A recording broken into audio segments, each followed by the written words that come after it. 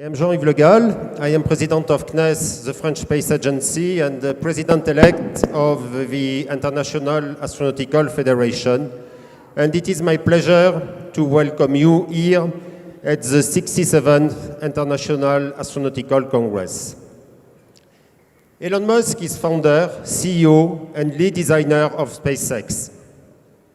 Elon founded SpaceX in 2002 with the goal of revolutionizing space technology and ultimately enabling humans to become a multiplanetary species, and that the plan is going to lay out for us today. SpaceX has had a number of firsts, including as the first private company to deliver cargo to and from the International Space Station, and the first entity to land an orbital class booster back on land and on ships out at sea. Please join me in welcoming Elon Musk. Thank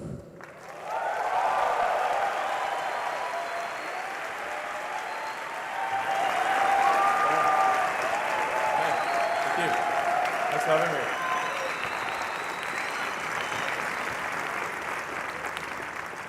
All right, so thank you very much for having me.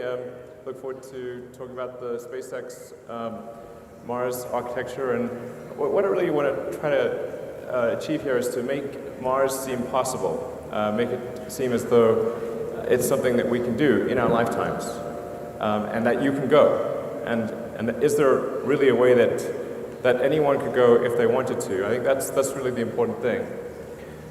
So, I mean, first of all, why go anywhere, right? I think there are really two fundamental paths. History is going to bifurcate along two directions. One path is we stay on Earth forever, and then there will be some eventual extinction event. I don't have an immediate doomsday prophecy, but it's eventually, history suggests there will be some doomsday event. The alternative is to become a spacefaring civilization and a multi-planet species, which I hope you would agree that is the right way to go. Yes?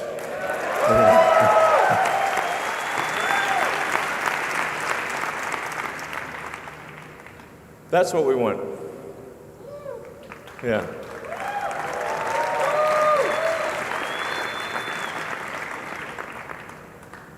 So how do we figure out how to take you to Mars and create a self-sustaining city, a city that it's not merely an outpost, but could become a planet in its own right, and for us, thus we could become a truly multi-planet species.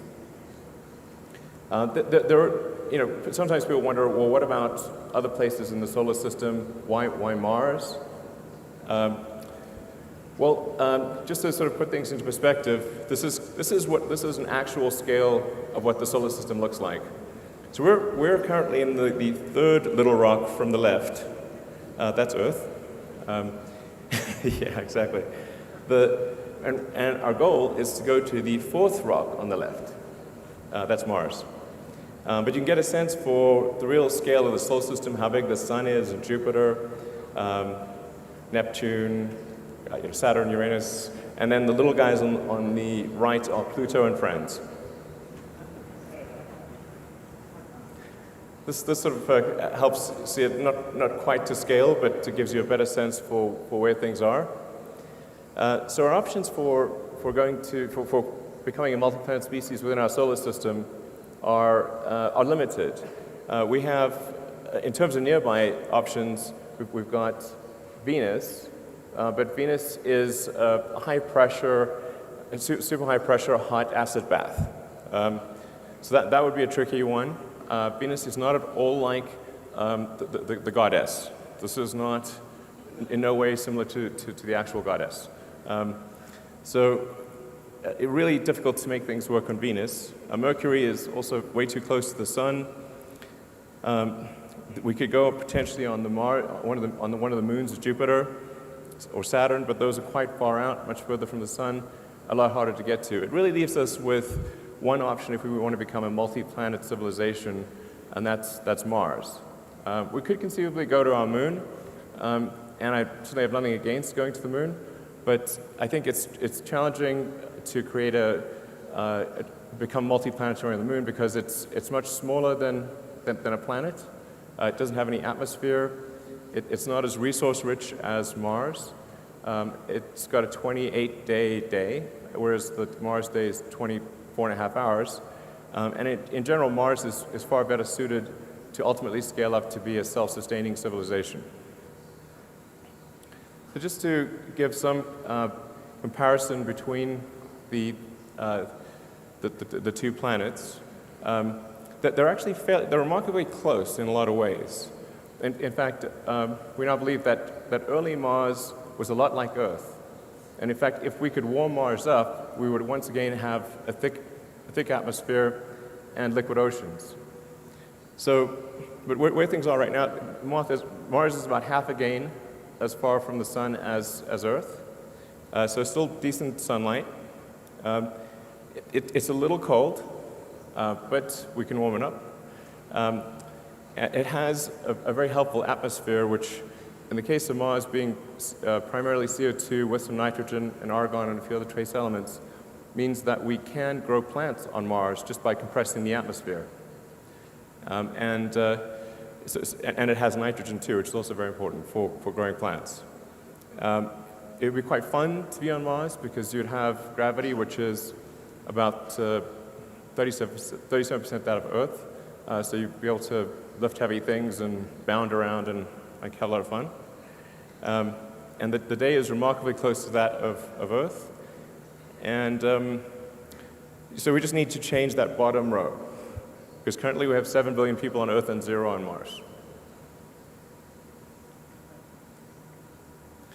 So there's been a lot of great work by NASA and other organizations in early exploration of Mars and understanding what Mars is like, where could we land, what's the composition of the atmosphere, where is there water, or ice, I should say, and so we need to go from these early exploration missions to actually building a city. The issue that we have today is that if you look at a Venn diagram, there's no intersection of sets of people who want to go and can afford to go. In fact, right now you cannot go to Mars for infinite money. Using traditional methods, if taking sort of an Apollo-style approach, an optimistic cost number would be about $10 billion a person.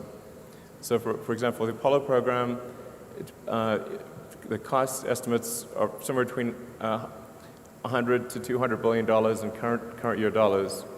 And we sent 12 people to the surface of the moon, which was an incredible thing, and I think probably one of the greatest achievements of humanity.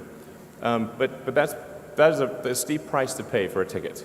That's why these circles only just barely touch. So you can't create a self-sustaining civilization if the ticket price is $10 billion a person. What we need is to move those circles together. And if we can get the cost of moving to Mars to be roughly equivalent to a median house price in the US, which is around $200,000, then I think the probability of establishing a self-sustaining civilization is very high. I think it would almost certainly occur.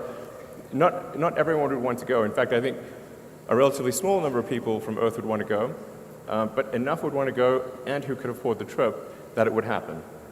And people can get sponsorship, and I think it gets to the point where almost anyone, if they saved up and this was their goal, they could ultimately save up enough money to buy a ticket and move to Mars. And Mars would have a labor shortage for a long time, so jobs would not be in short supply. So it is a bit tricky because we have to figure out how to improve the cost of trips to Mars by 5 million%. So this is not easy. And I mean, it sounds like virtually impossible, but I think there are ways to do it. This translates to an improvement of approximately 4.5 orders of magnitude. These are the key elements that are needed in order to achieve the 4.5 order of magnitude improvement. Most of the improvement would come from full reusability, somewhere between 2 and 2.5 orders of magnitude. And then the other 2 orders of magnitude would come from refilling in orbit, propellant production on Mars, and choosing the right propellant. So I'm going to go into detail on all those. Full reusability is really the super hard one. It's very difficult to achieve reusability for even an orbital system, and that challenge becomes even substantially greater for a system that has to go to another planet. But as an example of the difference between reusability and expandability in aircraft, and this you could actually use any form of transport. You could say a car, bicycle, horse. If they were single use, almost no one would use them. It would be too expensive. But with frequent flights, you can take something like an aircraft that costs $90 million, and if it was single use, you'd have to pay $500,000 per flight. But you can actually buy a ticket on Southwest right now from LA to Vegas for $43, including taxes. So that's a massive improvement. Right there, it's showing a 4 order of magnitude improvement. Now this is harder. The reusability doesn't apply quite as much to Mars because the number of times that you can reuse the spaceship the spaceship part of the system is left less often because the Earth-Mars rendezvous only occurs every 26 months.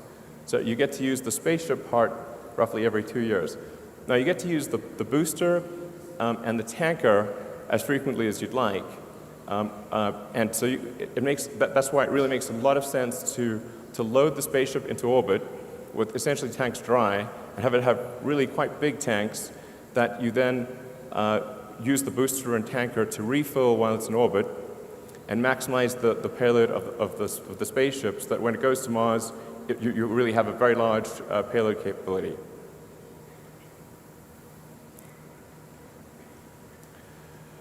So, as I said, refilling in orbit is one of the essential elements of this. Without refilling in orbit, you would have a half order of magnitude impact roughly on the cost. By half order of magnitude, I think the audience mostly knows, but what that means is each order of magnitude is a factor of 10. So not refilling in orbit would mean a 500% roughly increase in the cost per ticket. It also allows us to build a smaller vehicle and lower the development cost, although this vehicle is quite big, but it would be much harder to build something that's 5 to 10 times the size.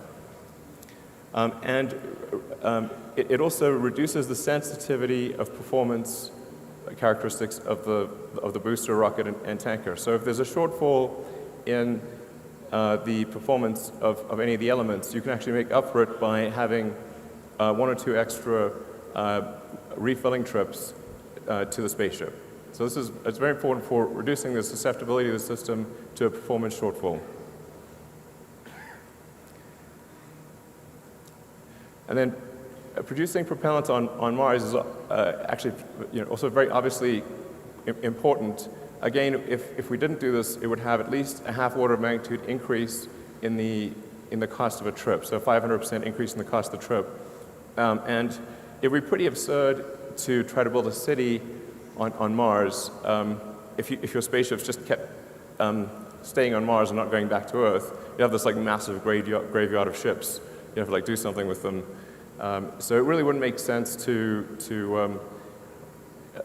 leave your spaceships on Mars. You really want to build a propellant plant on Mars and send the ships back.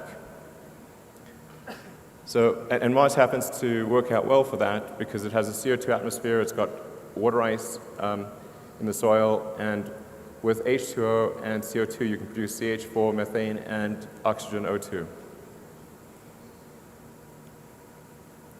So picking the right propellant is also important. Think of this as maybe there's 3 main choices, and they have their merits, but kerosene or rocket propellant grade kerosene, which is also what jets use.